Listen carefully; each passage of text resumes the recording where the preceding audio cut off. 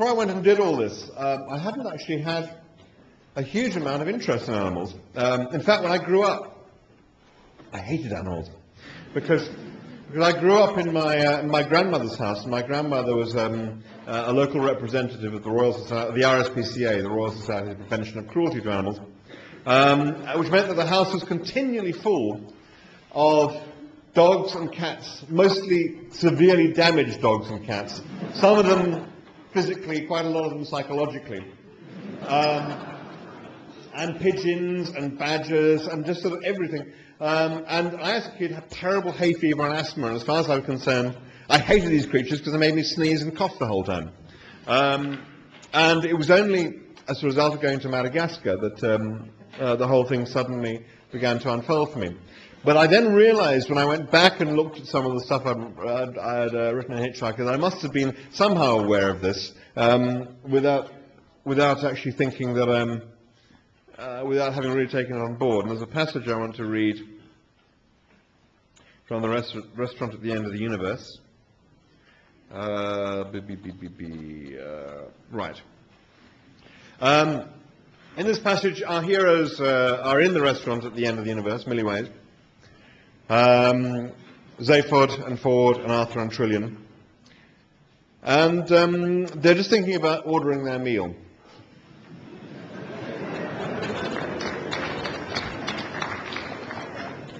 A large dairy animal approached Zaphod Beeblebrox's table.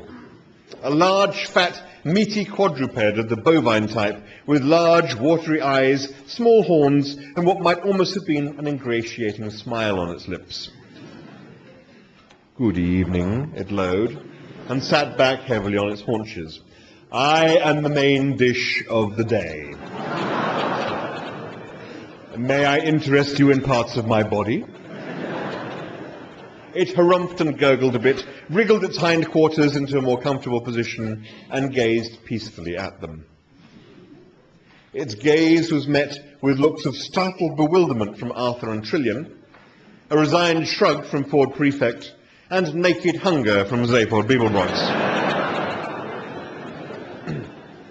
Something off the shoulder, suggested the animal, braised in a white wine sauce.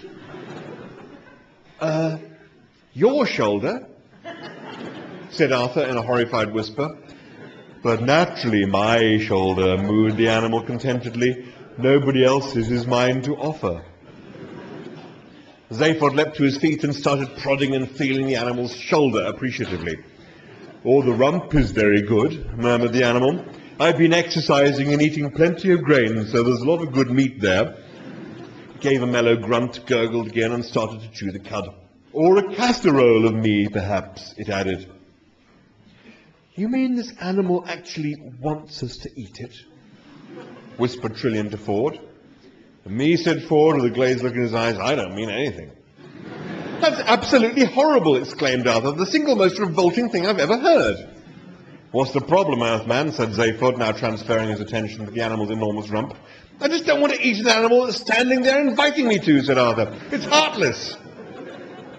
"Well, better than eating an animal that doesn't want to be eaten," said Zaphod. "That's not the point," Arthur protested. Then he thought about it for a moment. "All right," he said, "maybe it is the point. I don't care. I'm not going to think about it just now. I'll just, The universe raged about him in its death throes. "I think I'll just have a green salad," he muttered. "May I urge you to consider my liver?" asked the animal. "It must be very rich and tender by now. I've been force-feeding myself for months." "A green salad," said Arthur emphatically. "A green salad," said the animal, rolling its eyes disapprovingly at Arthur. "Are you going to tell me," said Arthur, "that I shouldn't have a green salad?" "Well," said the animal, "I know many vegetables that are very clear on that point." Which is why it was eventually decided to cut through the whole tangled problem and breed an animal that actually wanted to be eaten and was capable of saying so clearly and distinctly. And here I am. It managed a very slight bow. "A glass of water," said Arthur. "Look," said Zaphod, "we want to eat. We don't want to make a meal of the issues. 4 rare steaks, please, and hurry. We haven't eaten in 576,000 million years." The animal staggered to its feet. It gave a mellow gurgle. A very wise choice, sir, if I may say so. Very good, it said. I'll just nip off and shoot myself. He turned and gave a friendly wink to Arthur. Don't worry, sir, he said. I'll be very humane.